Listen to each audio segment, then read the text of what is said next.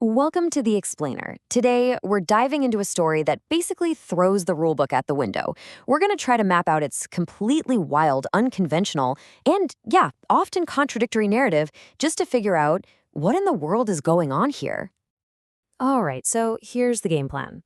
We're going to start with how the story actually begins twice. Then we'll get into our heroes, let's call them unique methods.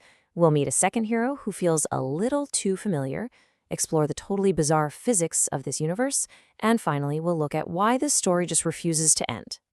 So, right out of the gate, this story does something weird. Most stories get one beginning. This one, it gets two, and they are about as different as you can possibly imagine. You can almost feel the heat, right? The first prologue sets this super gritty, desperate mood. We meet a guy named Joe Catshoe Black. He's wounded. He's in this lonely shack, thinking about lost hopes and rising chaos. It's all very tense and atmospheric. And then the story just completely throws it away. No, I'm not kidding. It literally just starts over. The moment that scene is set, the whole narrative hits the reset button. We get a second, totally different prologue that tells us about the exact same events, but from a whole new perspective and with a completely different vibe. See what I mean? Talk about a change of pace, huh? All that poetic stuff about the desert is gone. Now it's just a blunt, here's what happened, recap. It's like going from a slow-burned thriller to an action movie trailer in 2 seconds flat. This whiplash right at the beginning is basically the story telling you, forget everything you think you know. Okay, so the story's already off the rails. Now let's meet our main guy, Cooper Black. And trust me, his whole deal is something else. He operates on a set of principles that are, well, uniquely his own. The way we're introduced to him tells you everything you need to know. Okay, let's walk through this. Step 1, he steals a 4x4. Standard action hero stuff. Step 2, he leaves 30 grand in cash to pay for it. And you're thinking, oh, okay, a thief with a heart of gold? And then step 3, he murders the dealer anyway. Why? To keep him quiet. That right there, that's the Cooper Black method. So you gotta ask, right? What is this guy's master plan? What's the end game for all these chaotic, self-defeating actions? Well, the story does give us a goal, but honestly, it just makes things even more confusing. So get this. His big, overarching mission is to recover $25 billion. With a B. So how's he gonna do it? By chasing down guys for, 10 grand here, 5 grand there? It's like trying to fill an Olympic swimming pool with an eyedropper. The math just doesn't add up. And yeah, when we say his methods are direct, we mean direct. For instance, he goes after this guy Jan Rancho for 85 grand. It turns into a high-speed chase. Cooper shoots out the guy's tires. The car ends up teetering on the edge of a cliff. The perfect moment to, get the money, right? Nope. Cooper just shoots him, sending the guy and the money flying into the ocean. And this is the best part. He immediately regrets it. He's furious at himself and the guy he just shot for losing the money. This is his whole MO. He is his own worst enemy, constantly stuck in this loop of wanting something and then doing the one thing that guarantees he won't get it. All right, so just when you think you're starting to get a handle on the chaos, the story says, hold on, and throws another protagonist into the mix, Harrison Garrison. And if you're hoping he's going to be the calm, rational one, yeah, that's not going to happen. I mean, just look at this guy's resume. His ancestor settles Arizona. Okay, he's born during a subway crash where he's literally thrown from one moving train onto another. By the time he's 13, he's a military genius. And then later, he accidentally destroys an entire enemy base in under 4 minutes because he was trying to swat a fly. He's not a character, he's a force of nature. So you might be thinking, okay, 2 different heroes, but are they really?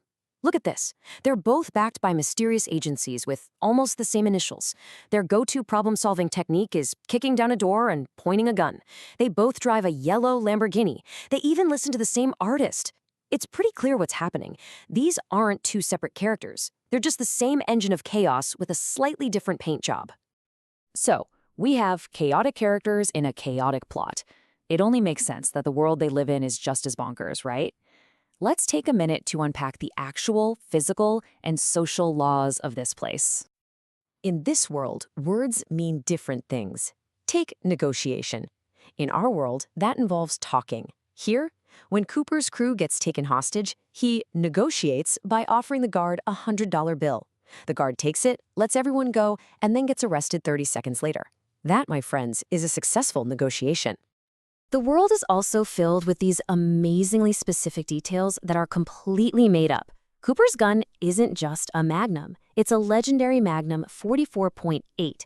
Now, there is no such thing as a 44.8 caliber. It doesn't exist, but the story says it with such confidence, you almost start to believe it. It's how the absurd starts to feel real. And this upside-down logic is everywhere. The maximum security prison, it has no guards and it's built out of wood. There's a bank robbery in progress, and the police just stand back and watch Cooper's team handle it. And my absolute favorite, a massive gunfight breaks out in the street, and the entire neighborhood, from toddlers to senior citizens, pulls up a chair to watch like it's a fireworks display. This quote just sums it all up perfectly. Cooper is in the middle of a brutal fistfight. He gets punched square in the face, and his first thought isn't, "Ow, my jaw." It's, "Hey, I paid almost $400 for my face." His priorities are just completely scrambled, and that is this universe in a nutshell. So after all this chaos, all these bizarre detours and contradictions, you have to wonder, how on earth does a story like this finally end? Well, it ends in the most perfect way possible. It doesn't. I mean, you can't make this stuff up. We get this massive, climactic shootout, and then suddenly, "To be continued" appears on the screen. And you think, okay, classic cliffhanger. But right below it, it says, "Immediately," with a little smiley face emoticon. And then the story just picks right back up. It's like the book itself is playing a prank on you. And just when you think things couldn't get any stranger, the narrator will sometimes just pause the entire story to give you these really sincere, almost childlike moral lessons. After a scene of violent gambling, we get this heartfelt warning about its dangers. The tonal whiplash is just incredible, and it adds this whole other layer of beautiful, inexplicable chaos to the mix. So where does that leave us? We've got a story with guns that don't exist, heroes who make no sense, and a plot that refuses to end. What happens when a piece of fiction intentionally defies every single rule of storytelling? It becomes this fascinating object of study. It's a pure exercise in chaos. So maybe the real question isn't, what does it all mean? But rather, what can we learn from a story that seems to reject the very idea of being a story?